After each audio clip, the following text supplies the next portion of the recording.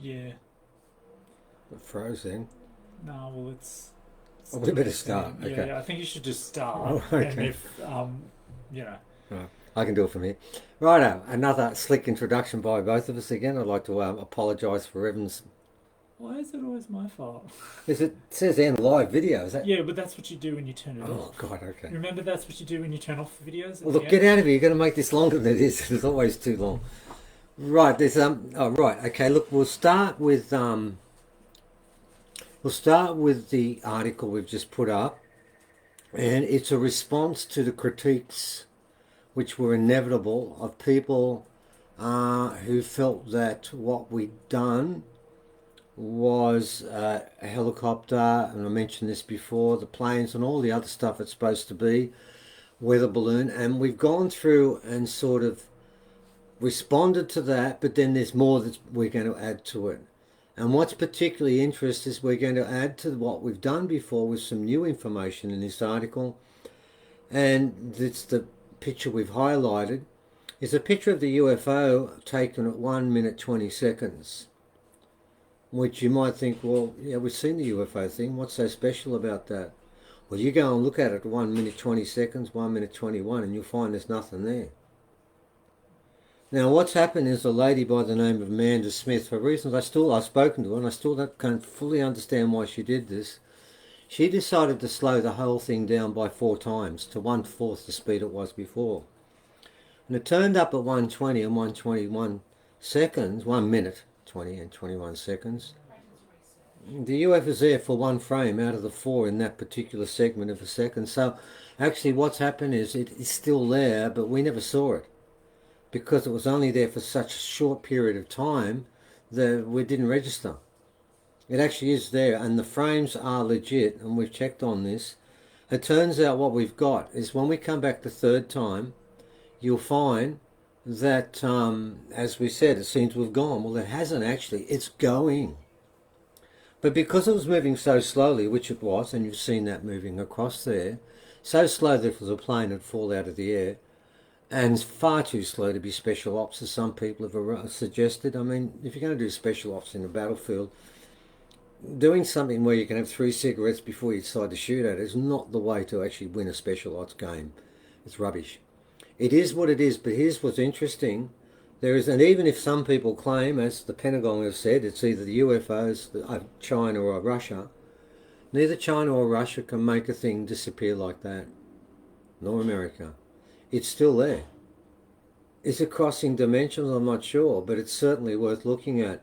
So what we've done this time is we've extended things by looking at some more information, and in one way we've done that is we've asked the people who actually filmed this, the two people involved who filmed this, who were part of this, and they were the ones who found or saw or detected, they didn't see it, that's for sure, to begin with, this UFO, and then put it up.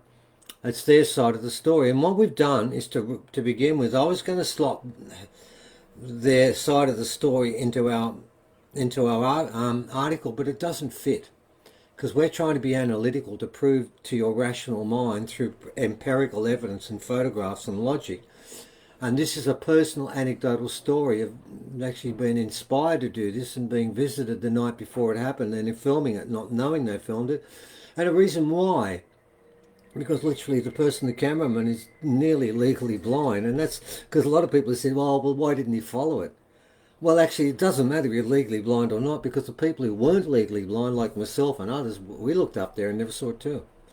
No one did, because everyone looked at the sky in total, all 10 k's of it, not one specific 10 metre by 10 metre spot. So it just wasn't seen, but it was there.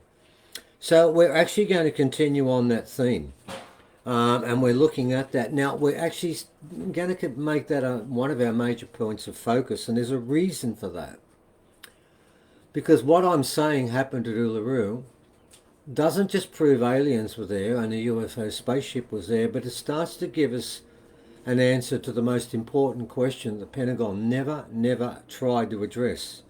What they've done is by saying it's not ours, it doesn't belong to us, could be Russian, could be Chinese, could be UFO, it means that when someone sees it, If it's Russian or Chinese and it's better technology than what the Americans have and what the Allies have, it means it could destroy them and destroy all their ships, all their technology, and beat us in a war straight away because it's so much better.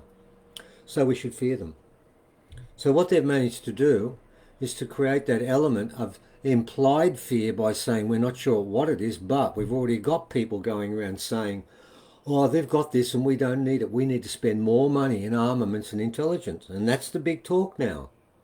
So the people who thought this was going to be a false flag alien invasion, no, they're wolves. Even if they put the sheep clothing on, they're still wolves. They did it for this reason, to create fear. So when we see that, people might think, oh my God, there's a Russian up there, a Chinese up there. No, it's not. That's a different story. Now, what we are now going to do is we're going to really look at why.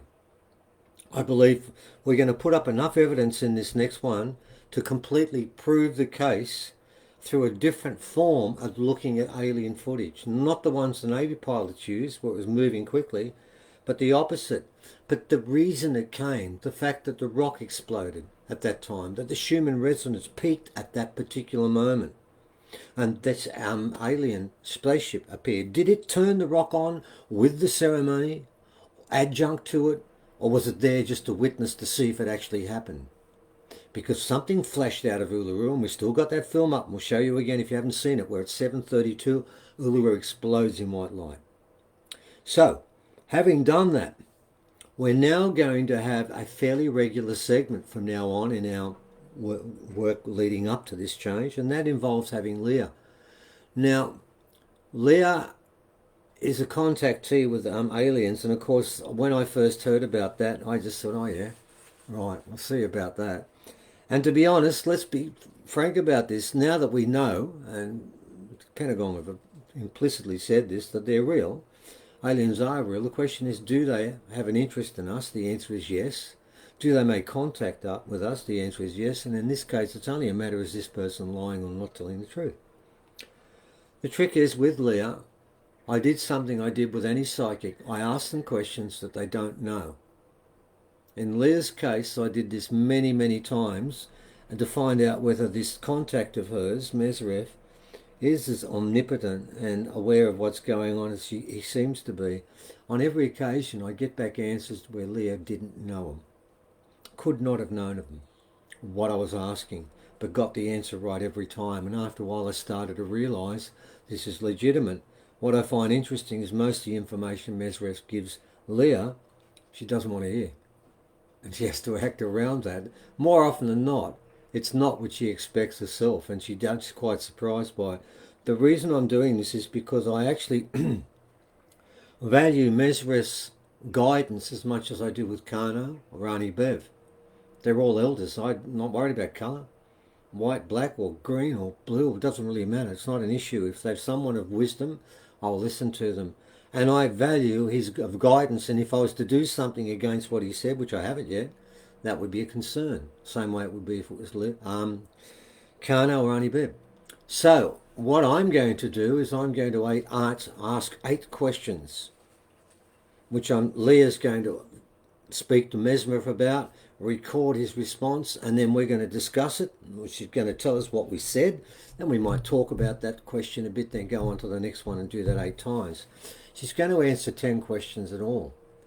8 are from me and 2 are from the people who buy tickets to come to the next conference. I want to make this a 3-way thing between us and Mesref, because they do, we've asked, and they do want to talk to us now because a change is coming, and they are through, because they're not doing it directly, but going through Leah. Then you've got to have a leap of faith here to believe that she's legitimate. But you know, when we ask people to get involved in the ceremony at Uluru, every presentation we said it might happen. Not once did we say it would or could. We said it might, because we had our doubts all the way through.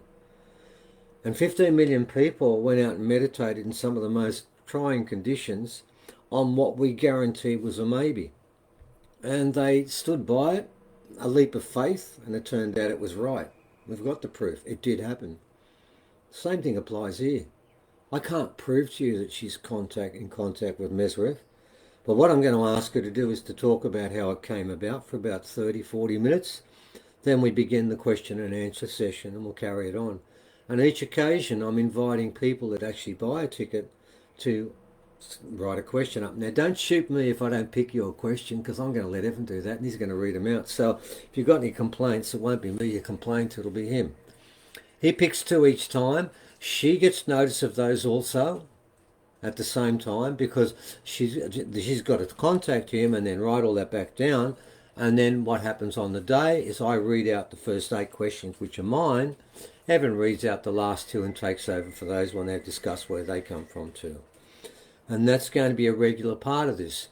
Now, our other 2 speakers, Paul Wallace, who has got a stunning recall of everything, ancient and modern, is going to talk about the UFOs and the presence of them in the Genesis, in the Old Testament, in the New Testament, and in all religions all over the place. He's going to talk about that again. And I've asked both him and Uncle Alan, when they talk about their section of work, I want them to think about presenting it the way you would if you were setting up a curriculum in the future for the students who come after the change. What would you want them taught, and how would you want it taught? Now, the way that Paul's written his book, okay, is written for adults. So I've asked him if he can break it back down into content, into curriculum, and put some major points you would like children in high school, primarily, and primary school to an extent, the things that they should learn about the real truth. And he's doing religion. Well, that's important. That's part of everything. Spirituality is part of what we're here for. So that's important. He's taking on an important area. Alan will be looking at living on the land. And in the future, that's what we're going to have to learn to do, because we haven't done it well recently, and we don't need to compete with the land, but live with it. So again, we're going to continue on what I said last time about trying to look at this from a point of view of what will our children be taught in the future, as opposed to what they're forced to remember now, where they're not allowed to ask a question but memorize an answer that was given to them by someone else, where all independent thought is squashed because that's what the system wants. In the future, we want children to ask questions and then find the answer themselves with guidance. Well, I want both our presenters to present content in that fashion.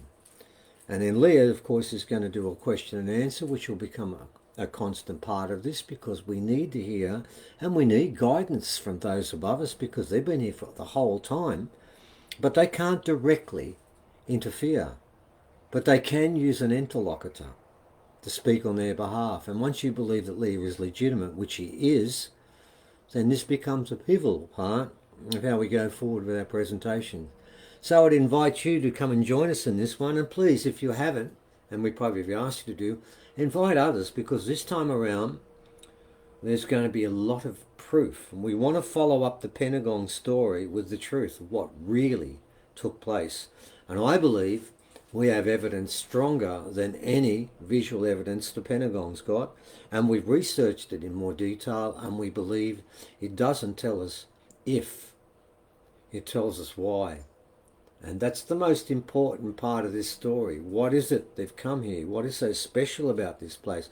Why have they invested so much time and effort?